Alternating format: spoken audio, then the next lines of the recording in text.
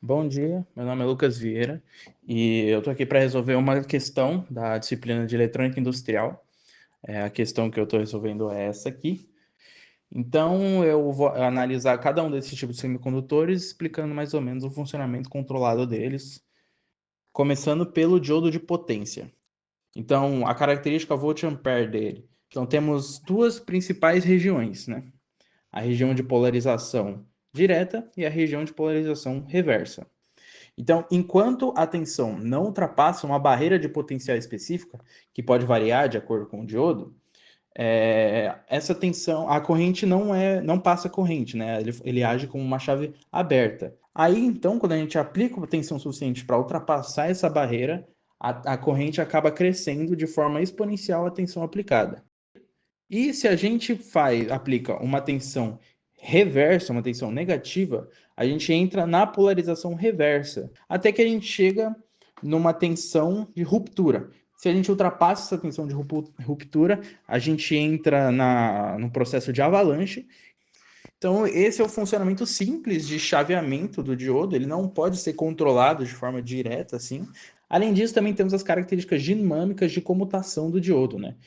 Então, analisando os dois gráficos abaixo, a gente pode ver que há um pequeno tempo de atraso na computação para bloqueio.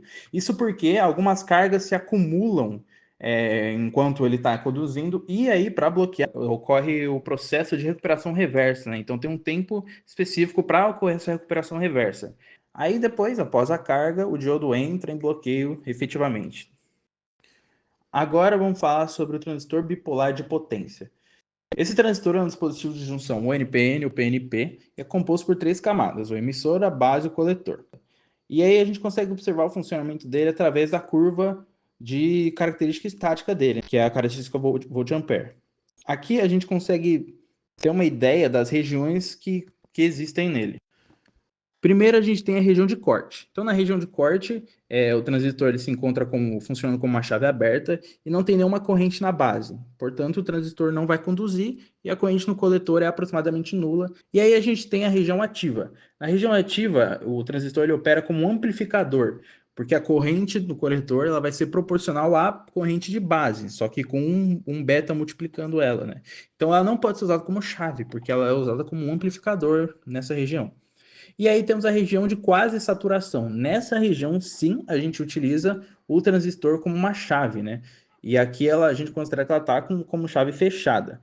Porque, apesar de não ser uma saturação completa, por ser uma quase saturação, o tempo de descarga na hora de desligar ele é menor. Então, é preferível usar essa região. E também a gente nota que o chaveamento do transistor, agora sim, ele é controlado.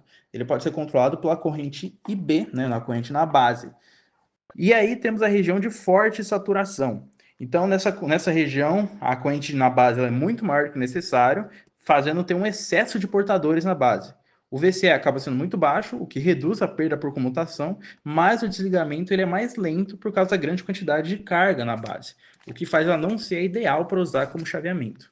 Então temos a região também primeira região de ruptura, que ocorre quando o VCL vai exceder o limite máximo e aí ele permite que a junção base-coletor entre em uma avalanche, só que é uma avalanche controlada. Então é uma avalanche que pode ser reversível. Só que aí, se a gente continuar nessa região e subir ainda mais, a gente entra na segunda região de ruptura, quando tanto o VCE quanto o IC vão atingir um valor muito alto. Essa região acaba sendo muito instável e praticamente reversível, e aí possivelmente a gente vai danificar o transistor. Também, além disso, temos a característica dinâmica do transistor. A gente observa aqui que, novamente, o tempo para a computação em bloqueio ele acaba sendo um pouco maior, principalmente devido às cargas acumuladas. Partindo agora para o MOSFET. O MOSFET ele é muito similar ao transistor bipolar de potência, mas ele possui um controle realizado por tensão em vez de corrente. A curva estática dele é essa daqui, e existem três principais regiões. Primeiro tem a região de corte, ou seja, a região que age como chave aberta. Então, nessa região, a gente tem uma tensão na base que não supera a barreira para formar o canal, e então não está passando corrente, ele não deixa passar a corrente. Aí temos a região ativa. Assim como o MOSFET, o transistor bipolar de potência, essa região é utilizada como um amplificador. Então, ela não é utilizada como uma chave em si. E aí, por fim, temos a região ômica. Essa sim é usada como condução no chaveamento controlado. Então, a gente faz o VGS ser maior do que a barreira, mas o VDS vai ser muito pequeno, fazendo a relação de corrente e tensão quase que linear. Aí a carga, nesse caso, geralmente ela é resistiva, principalmente quando a gente está pensando na ideia de chaveamento, né?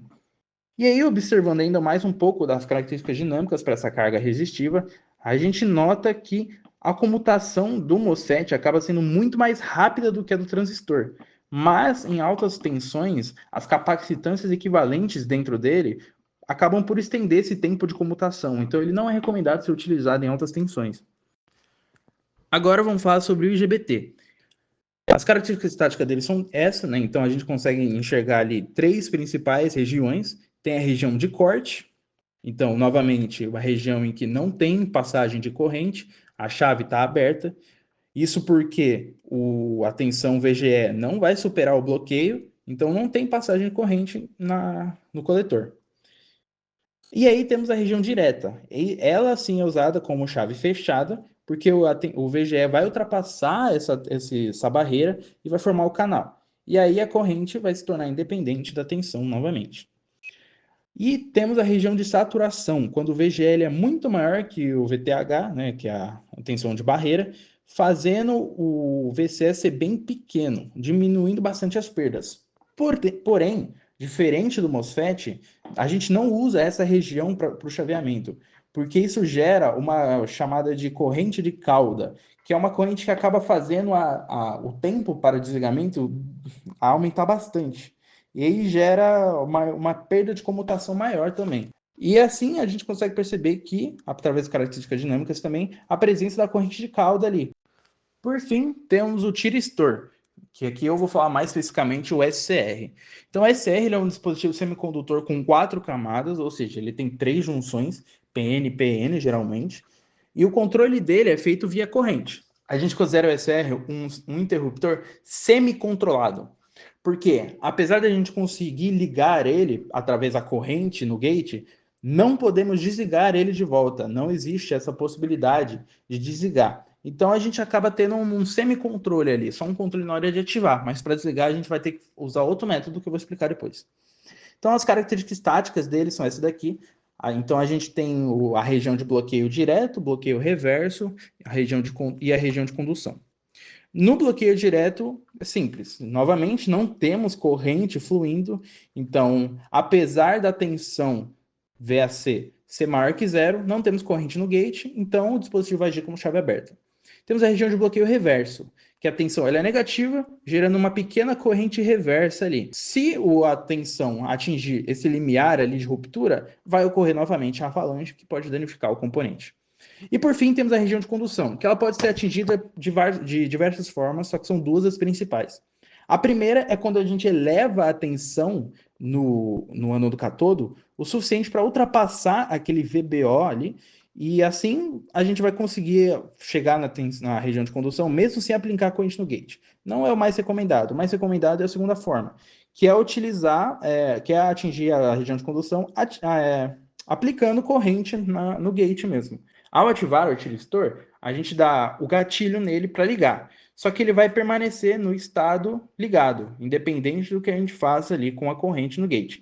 A gente só vai conseguir desligar ele de novo quando a gente conseguir diminuir a corrente no anodo o suficiente para ser menor do que a corrente de manutenção, chamada também de corrente de LED. Assim a gente perde o controle via gate, porque para isso a gente vai ter que aplicar uma tensão reversa ali para diminuir a corrente. Aqui temos as características dinâmicas, então, primeiro é a característica de entrada em condução, temos um tempo de condução ali, e ali a característica para bloqueio.